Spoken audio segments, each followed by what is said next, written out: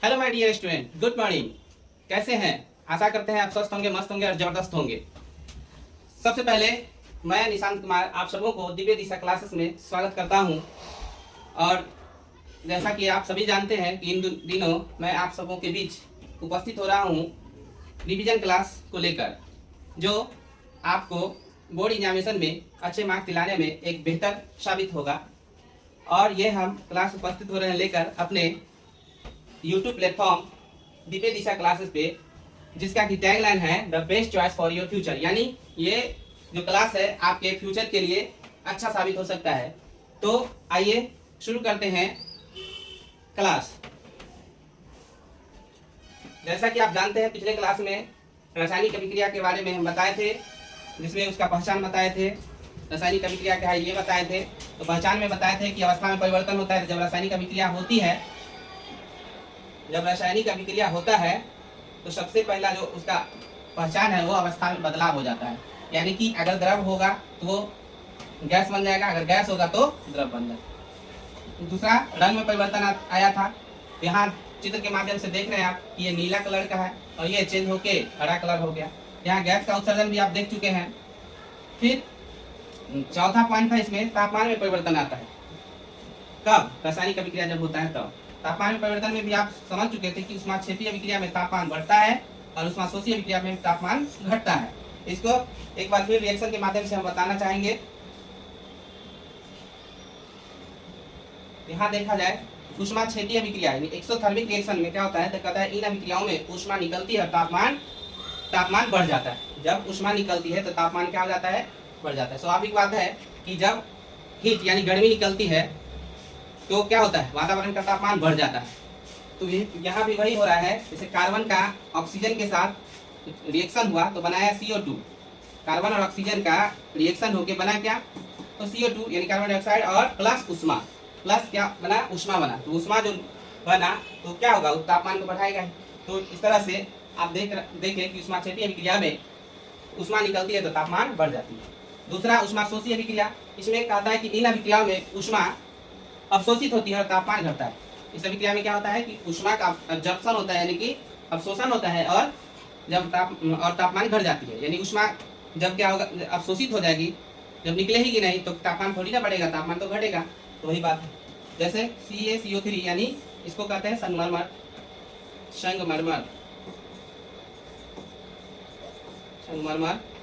और देखिए यहाँ उष्मा क्या किया गया? अवशोषित हुआ इसके साथ, तो बनाया CaO यानी calcium oxide. Calcium oxide plus carbon dioxide.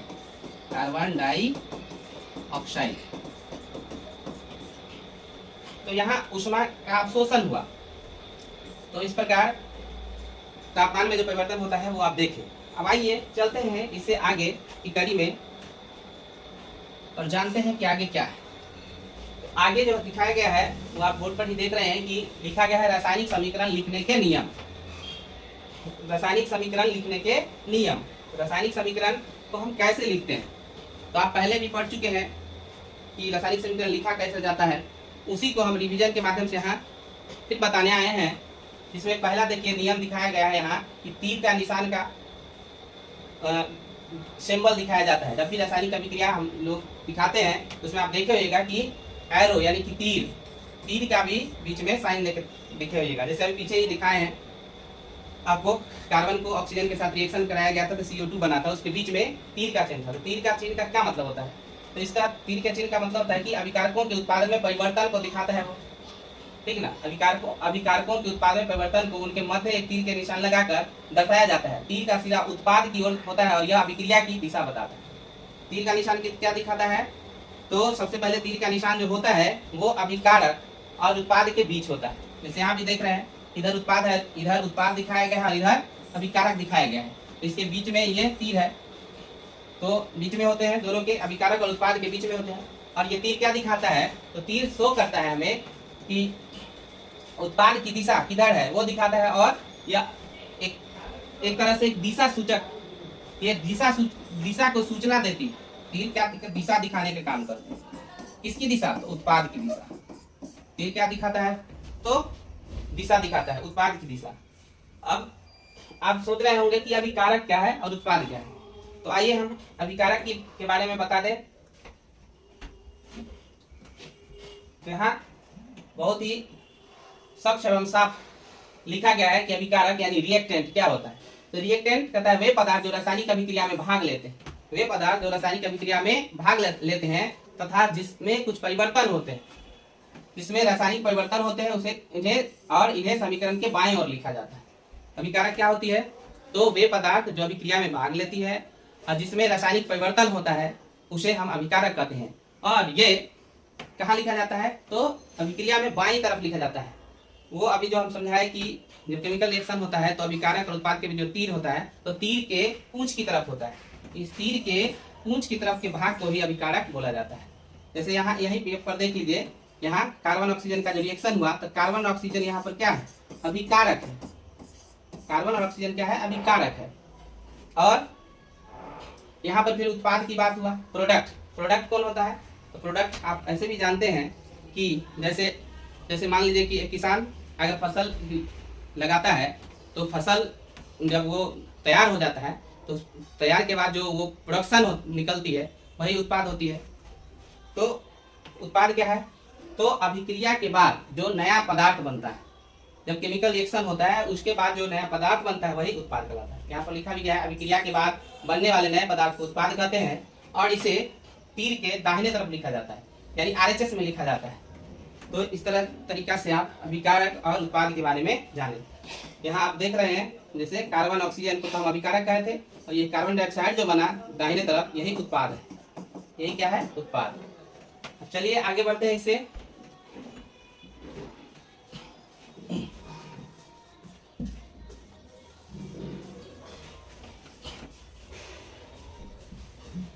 हाँ, तो हम बता रहे थे कि रासायनिक समीकरण लिखने के नियम या तरीका।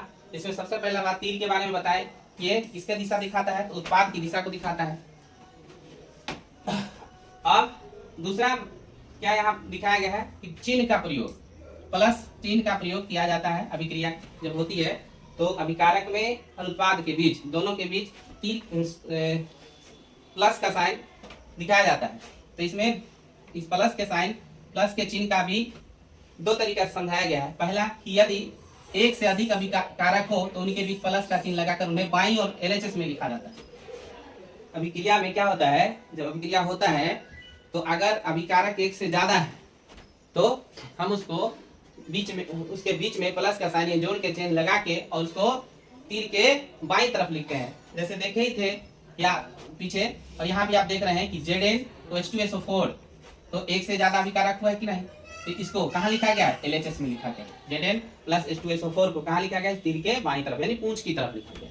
इसी तरह दूसरा कहा कि इसी प्रकार उत्पादों के बीच भी प्लस का चिन्ह लगाकर उन्हें दाईं ओर यानी आरएचएस में लिखा जाता है। जैसे में आप देख रहे हैं दाईं ओर उत्पाद है आरएचएस। जब Zn को H2SO4 से रिएक्शन कराया गया तो बनाया ZnSO4 प्लस H2O गैस मुक्त किया, ये गैस मुक्त किया। तो यहाँ भी देख रहे हैं कि एक से ज्यादा उत्पाद हो गया तो इसके बीच क्या लग गया? तो प्लस का, यानी कि एक से ज्यादा अभिकारक हो या एक से ज्यादा उत्पाद हो उसको बताने के लिए हम दोनों के बीच में प्लस का साइन दे देते हैं। तो ये रासायनिक समीकरण लिखने के नियम थे। अब आइए आगे चलते हैं और देखते हैं कि रासायनिक समीकरण को संक्षिप्त कैसे बनाया जाए। रासायनिक समीकरण को हम संक्षिप्त रूप से कैसे बनाते हैं? तो रासायनिक समीकरण को संक्षिप्त कैसे बनाएंगे? वो जो भाषागत जो लिखा रहता है रासायनिक अभिक्रिया, उस भाषा को हम अनुसूत्र के माध्यम से लिखते हैं। तो यहाँ लिखा गया है कि शब्दों के स्थान पर रासायनिक सूत्रों यानी केमिकल फार्मूला का प्रयोग करके समीकरण को अधिक संक्षिप्त और उपयोगी बनाया जा सकता है। भाषागत जो अभिक्रिया दिया हुआ रहता है उसको हम अनुसूत्र के माध्यम से जब लिख देते हैं तो वो संक्षिप्त रूप हो जाता है। दूसरा बात कि समीकरण लिखते समय अभिकारकों और उत्पादों की संख्याओं या अनुसूत्रों का प्रयोग किया जाता है। वही बात ये भी है कि संक्षिप्त तभी होगा जब अभिकारक और उत्पाद का जो भाषागत दिखाया गया है रासायनिक अभिक्रिया उसको हम अनुसूत्र के रूप में दे देंगे। तो जब अनुसूत्र के रूप में जैसे आपको हम बताना चाहेंगे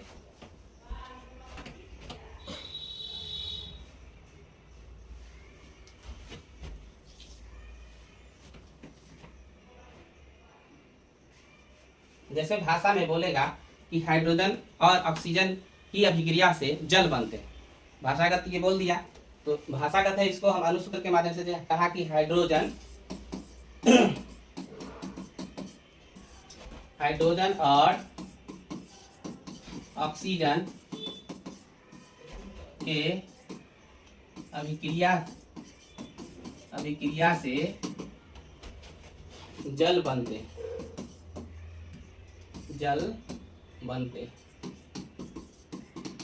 हाइड्रोजन ऑक्सीजन की अभिक्रिया से जल बनते हैं। तो ये जो भाषागत है इतना बड़ा, इसको संक्षिप्त रूप कैसे देंगे? तो इसका अनुसूत्र लिखेंगे, हाइड्रोजन का H2, ऑक्सीजन का O2, और दोनों को रिएक्शन करा के और लिखे तो क्या बना? H2O। तो यही हुआ आपका संक्षिप्त रूप। इसी प्रकार और भी अभिक्रिया को दिखाया जाता है अनुसूत्रों के माध्यम से। चलिए अब चलते हैं आगे की कड़ी में और देखते हैं आगे क्या है।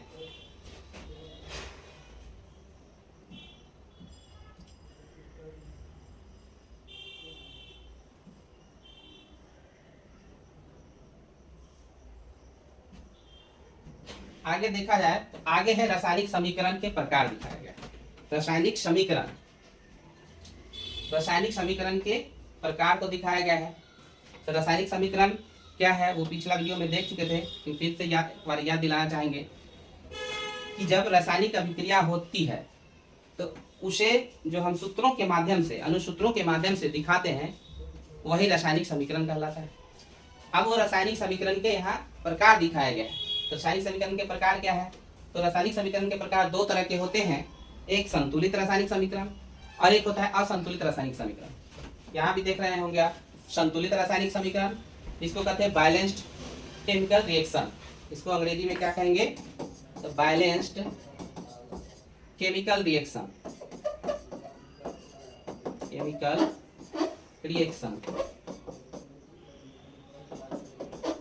बैलेंस्ड केमिकल रिएक्शन यहाँ लिखा भी गया है अंग्रेजी में आपको, बैलेंस्ड केमिकल रिएक्शन। दूसरा है असंतुलित रासायनिक अभिक्रिया, जिसको हम क्या कहेंगे? Unbalanced chemical reaction. इसे हम क्या कहेंगे? अनबैलेंस्ड। ये बैलेंस में इसमें केवल UN जोड़ दीजिएगा तो हो जाएगा अनबैलेंस्ड।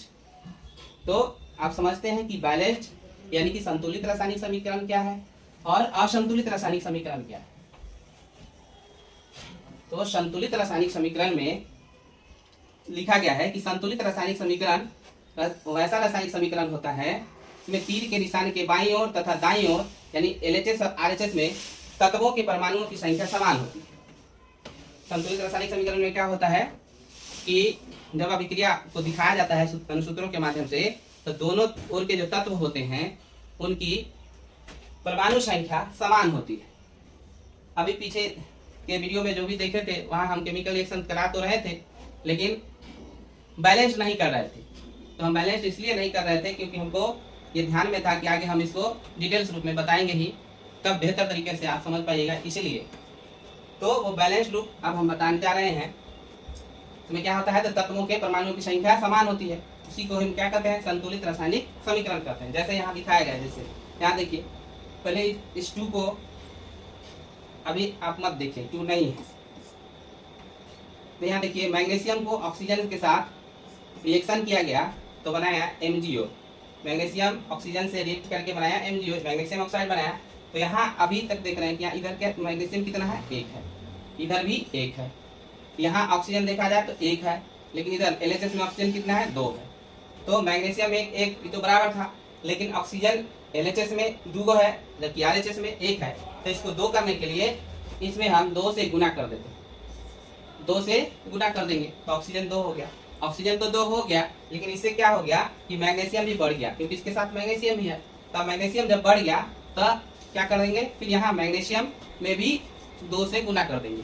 अब तब जाके ये जो अभिक्रिया है वो संतुलित हो गया। यहाँ देखिए तो मैग्नीशियम भी 2 है, इधर भी मैग्नीशियम 2 है, ऑक्सीजन इधर 2 है, इधर भी ऑक्सीजन 2 है। तो यही परमाणु संख्या समान जिसमें होती है वैसे समीकरण को ही संतुलित रासायनिक समीकरण कहते हैं। और जब तक ये बराबर नहीं था तो असंतुलित में क्या है? यही बात यहाँ पर दिखाया गया कि रासायनिक समीकरण में तत्वों के परमाणुओं की संख्या बाईं ओर तथा दाईं ओर यानी LHS तथा RHS में समान नहीं होगी तो वह असंतुलित रासायनिक समीकरण है। जैसे Mg + O2 का आप देख रहे हैं यहाँ, ये संतुलित नहीं है। तो इस तरीका से आप देखें संतुलित और असंतुलित रासायनिक समीकरण, जो कि आप पीछे पढ़े भी होंगे क्लास में, यहाँ रिवीजन के माध्यम से भी देख रहे हैं। यहाँ फिर विशेषता भी दिखाया गया है दोनों का, संतुलित का भी और असंतुलित का। तो संतुलित का देखते हैं विशेषता क्या है। संतुलित रासायनिक समीकरण का जो विशेषता है, तो पहला कहता है कि दोनों तरफ तत्वों की परमाणु की संख्या समान होती है, आप देखिए कि। दूसरा, ये द्रव्य संरक्षण के नियम का पालन करता है। ये क्या करता है? द्रव्य संरक्षण नियम का पालन करता है। मतलब क्या कि जब केमिकल रिएक्शन होते हैं तो दोनों तरफ परमाणु संख्या समान होती है।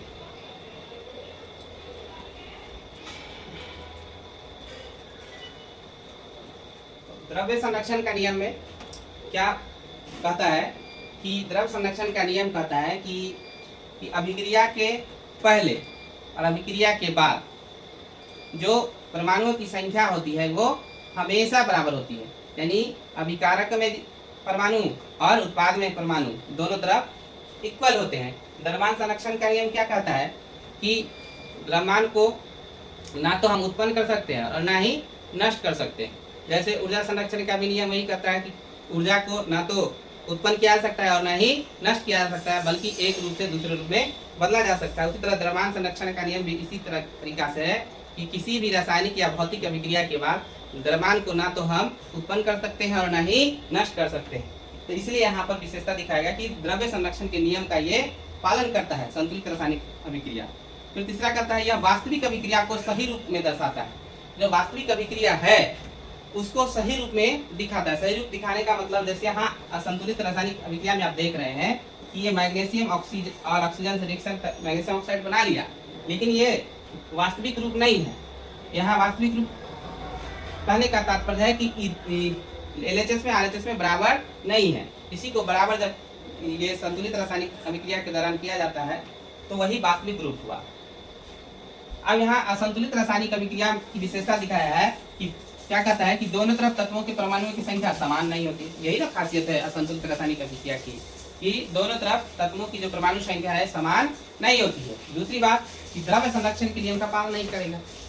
ये तो स्वाभाविक है, जब दोनों तरफ बराबर नहीं होंगे तो द्रव्य संरक्षण के नियम का पालन हुआ नहीं हुआ, तो ये पालन नहीं करते हैं। तीसरा, ये वास्तविक अभिक्रिया को सही रूप में नहीं दर्शाता। ये वास्तविक अभिक्रिया को सही रूप में दिखाने का भी काम नहीं करता है। तो ये रासायनिक समीकरण के प्रकार थे, संतुलित रासायनिक समीकरण और असंतुलित रासायनिक समीकरण। तो आज के लिए इतना ही। इससे आगे देखेंगे, अपने अगले वीडियो में बताने का काम करेंगे। तब तक के लिए स्वस्थ रहिए, मस्त रहिए। जय हिंद, जय भारत। तो इस प्रकार आप देखें संतुलित रासायनिक समीकरण और असंतुलित रासायनिक समीकरण। नीचे भी थोड़ा सा लिखा हुआ देख रहे होंगे, तो इसके बारे में सुन लीजिए। यहाँ पर कंक्लूजन दिया है, यानी निष्कर्ष दिया है क्या कि संतुलित रासायनिक समीकरण ही वैज्ञानिक दृष्टि से सही और उपयोगी होता है। संतुलित रासायनिक समीकरण ही वैज्ञानिक दृष्टिकोण से सही और उपयोगी है। क्यों सही और उपयोगी है? क्योंकि इसका खासियत ही है कि दोनों तरफ तत्वों की संख्या समान होती है, द्रव्यमान संरक्षण का नियम के पालन करता है, ये वास्तविक अभिक्रिया को दिखाता है, इसलिए ये वैज्ञानिक दृष्टि से भी सही है और उपयोगी भी। फिर कहा कि यह द्रव्य संरक्षण के नियम का पालन करता है, वही बात, और वास्तविक अभिक्रिया को सही रूप में दर्शाता है, इसलिए ये वैज्ञानिक दृष्टिकोण से भी सही है। यानी वैज्ञानिक के नजर में भी संतुलित रासायनिक समीकरण ही सही है। लेकिन क्योंकि ये समीकरण रासायनिक समीकरण के प्रकार दिखाना था, तो हमको दोनों बताना होगा, जो वैज्ञानिक दृष्टिकोण से सही है वो भी और जो नहीं है वो भी। तो आज यहीं पर हम अपनी क्लास को विराम देते हैं। हम मिलते हैं अपने नेक्स्ट वीडियो में एक नई ऊर्जा और नई क्लास के साथ। तब तक के लिए आप स्वस्थ रहिए, मस्त रहिए। जय हिंद, जय भारत।